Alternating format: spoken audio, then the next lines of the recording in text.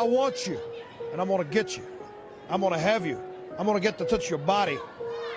I'm not just making promises. I'm telling something that is going to be done, something that's going to happen in the future. Because bones do heal. Ron Garvin wasn't flashy. He didn't cut catchphrases, but Ron Garvin could go. And for one brief moment, he held wrestling's biggest prize. So why did it crash and burn so fast? Let's talk about the title reign that never had a chance. You might have heard the name, or maybe not, but Ronnie Garvin is one of the most underrated names in wrestling history. Tough, skilled, and dependable. A wrestler's wrestler. Garvin was born in Montreal in 1948 and grew up with little money and a lot of fight. He wasn't the biggest kid around, but he was scrappy. He learned early how to handle himself, and that toughness became his trademark. Like a lot of wrestlers from his era, he fell in love with wrestling by watching it on TV. Once he was hooked, that was it. He knew what he wanted. By the time he was 14, Garvin was already training to wrestle. Most kids that age were thinking about high school or part-time jobs. Garvin was learning how to take bumps and throw real punches. He spent his teenage years in wrestling schools picking up everything he could. When he hit his 20s, he was ready for the ring. He started in small promotions, bouncing around Canada and the southern US. It was a slow climb, but Garvin didn't mind the hard road. He wasn't flashy. He didn't have a wild gimmick or a big personality. He just wrestled, and he was good at it. That's what earned him respect in the locker room. Most of his career was spent in regional territories like Florida, Memphis, and the Carolinas. These were tough places where the wrestling was gritty and real. Garvin was known as a reliable worker. Promoters could count on him to deliver a good match. A lot of the time he played the role of the jobber, the guy who loses to make the stars look good. It wasn't glamorous, but Garvin never complained. He just did the work. For years, he stayed under the radar. He helped build others up, but the spotlight never landed on him. He wasn't on posters. He wasn't doing interviews on national TV. But behind the scenes, everyone knew he was one of the best. Then in 1987, everything changed. Out of nowhere, Garvin won the NWA World Heavyweight Championship. It shocked fans in the wrestling world. This wasn't a guy anyone expected to carry the top belt. But it happened during a heated storyline with Ric Flair, one of wrestling's biggest stars. The feud was wild. Flair became obsessed with Precious, the valet of Garvin's brother, Jimmy Garvin. Things got personal. Garvin even dressed up as Miss Atlanta Lively to sneak attack Flair. Fans loved it. Flair gave him the nickname, the man with the hands of stone, and suddenly people started taking Garvin seriously. By the time Starrcade 1987 rolled around, the crowd believed Garvin had a real shot. He wasn't a main event name, but he had earned their respect. Behind the scenes, Jim Crockett Promotions was in a battle with the WWF. They needed Starrcade to compete with Survivor Series, which aired the same night. So they came up with a plan. Garvin would beat Flair for the title in September, then lose it back to him in a big cage match at Starrcade. It was a move to build hype and sell tickets. Garvin wasn't chosen because he was the biggest star. He was chosen because he could be trusted to do the job and do it well. His title reign lasted only 62 days. He won the belt on September 25th, 1987, in a steel cage match. At Starrcade, Flair won it back in another cage match. Garvin didn't complain. He did what was asked and put on a great show. After that, he faded from the main spotlight. But the controversy in all this is that when Ron Garvin won the NWA World Heavyweight Championship in 1987, a lot of fans weren't exactly thrilled. At Starrcade 87, during his main event match against Ric Flair, the crowd let him hear it with loud "Garvin sucks" chants right from the start. He just didn't feel like the guy to a lot of people at the time. But here's the thing. Even if fans weren't into him, Garvin actually put on a solid performance. His matches with Flair were rough, real, and hit hard. Starrcade 87 has since been called underrated by plenty of fans and reviewers. Some say it was almost on the level of the famous Flair versus Steamboat matches. Garvin came out swinging with a no-nonsense, smash-mouth style that was brutal in the best way. So why didn't it click with fans? Mostly it came down to personality. Garvin was a tough dude, but he wasn't flashy. He wasn't a big talker or a showman. Next to someone like Jimmy Garvin, who had flashy gear, theme music, a valet, and knew how to work a mic. Ron seemed plain. His promos were pretty straightforward, and his thick French-Canadian accent didn't help him connect with a wide American audience. The wrestling world in the 80s was changing fast. Fans were into big characters, big stories, and big energy. Guys like Hogan, Savage, and Flair weren't just wrestlers. They were larger than life. Garvin was more of an old-school guy. He came from a time when just being tough and good in the ring was enough. But by the 80s, that wasn't cutting it anymore. A lot of people now look back and agree that Garvin was pretty much a placeholder champ. He was never supposed to have a long run with the belt. He beat Flair to shake things up, but it was clear Flair was getting it back.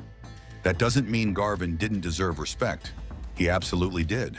And now, years later, more fans are giving him credit.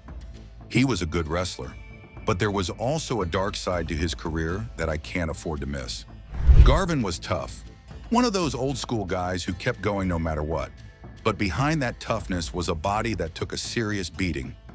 One of the worst injuries he carried for years was a torn rotator cuff back in the 70s. Most people would have gone straight to surgery. Garvin didn't.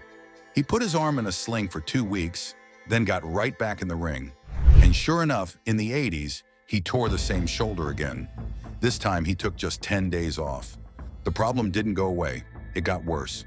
By 1995, after stepping away from full-time wrestling, the pain in his shoulder was so bad he couldn't sleep on his side or lift anything over his head. In 1998, he finally had surgery. The doctor told him if he had waited any longer, the damage could have been permanent. That shows how serious his condition was and how far behind wrestling was when it came to protecting its own. But that shoulder, it was just the start. In the early 80s, Garvin had a match with Randy Savage in Frankfort, Kentucky. Something went wrong. A botched pile driver sent Garvin crashing onto the concrete outside the ring.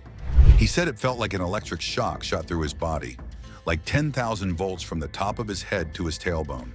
For a few moments, he couldn't move. He wasn't even in pain, just numb.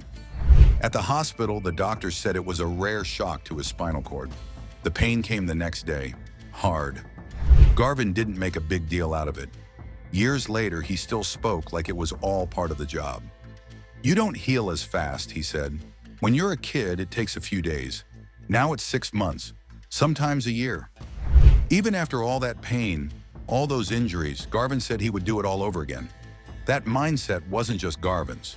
It was the way the whole business worked back then, especially in the 1980s. Wrestlers were under constant pressure to keep working, even when they were hurt. There were no guaranteed contracts, no real health care, no safety net. If you didn't wrestle, you didn't get paid. So they kept going, no matter what, and they paid the price for it. The wrestling rings didn't help. In the 80s and 90s, the rings were rough. Wrestlers called them hard as hell. Every slam, every fall felt like hitting concrete. In the late 90s, rings started to get softer and more flexible. But by then, a lot of damage had already been done. Guys like Mick Foley and Steve Austin couldn't keep going. The injuries added up fast. Foley, after years of brutal matches, had to step away. Austin had serious neck problems. Bret Hart retired after suffering multiple concussions and a stroke. Paul Ellering blew out his knee in 1983. That ended his in-ring career and pushed him into a manager role. There was another kind of pressure too, the pressure to look like a superhero. In the 80s, having a massive muscular body was expected. And to get there, a lot of wrestlers turned to steroids. The results were obvious: big muscles, big strength. But the side effects were dangerous: heart problems, liver damage, mood swings. And the more they hurt, the more they turned to painkillers, booze, and steroids to keep performing. It became a cycle. Get hurt, use something to push through. Get hurt again? It never stopped. And the consequences were devastating. More than 200 wrestlers have died prematurely. Over 65 of them were under the age of 50. A lot of those deaths were linked to drugs and steroids. These aren't just numbers. These were real people. People who gave everything to the business and didn't get much back. For years, the industry ignored it. WWE didn't even start drug testing until 1987, and only because a few high-profile arrests made the issue impossible to ignore. The pressure kept building through the 90s until it finally exploded in court during the steroid trial. Still, change was slow.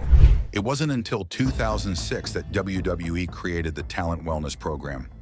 It was meant to help with drug testing and healthcare, and it did help, but by that time, the damage had already been done for a lot of wrestlers. Wrestling has always been about sacrifice, but there's a difference between sacrifice and being pushed past the point of recovery. For decades, wrestlers were expected to keep quiet, tough it out, and never miss a match. That made heroes, but it also made casualties.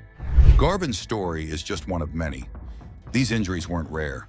They were part of the job, and that job came with a price.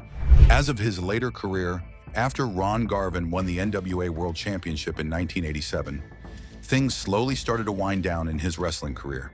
He stuck around for a while, but he was never pushed as a top guy again.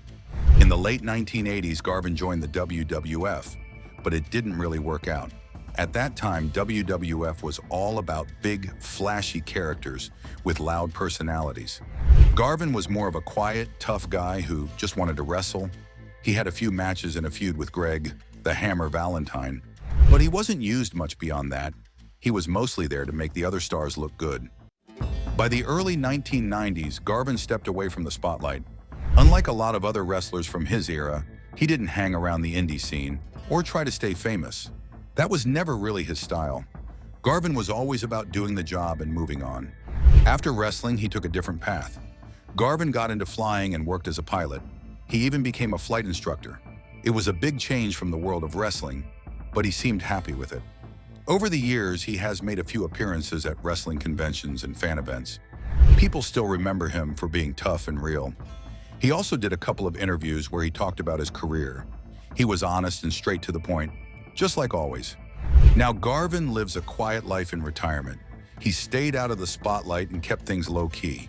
He might not be as well known as some of the bigger names from his time, but fans who followed him remember what he brought to the ring. Overall, Ron Garvin's career is a strong example of what life was really like for wrestlers back in the day.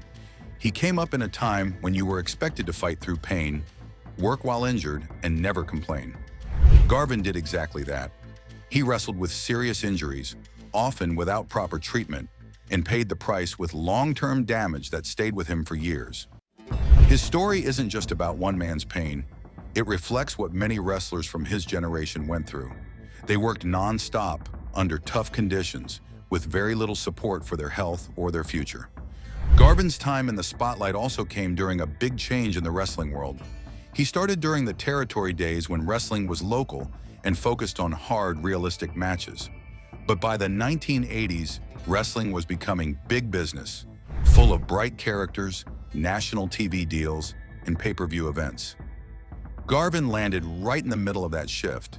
He had the skill, but he didn't have the flash or personality that the new era demanded. His NWA World Heavyweight Championship win in 1987 is still one of the most debated title reigns of that time.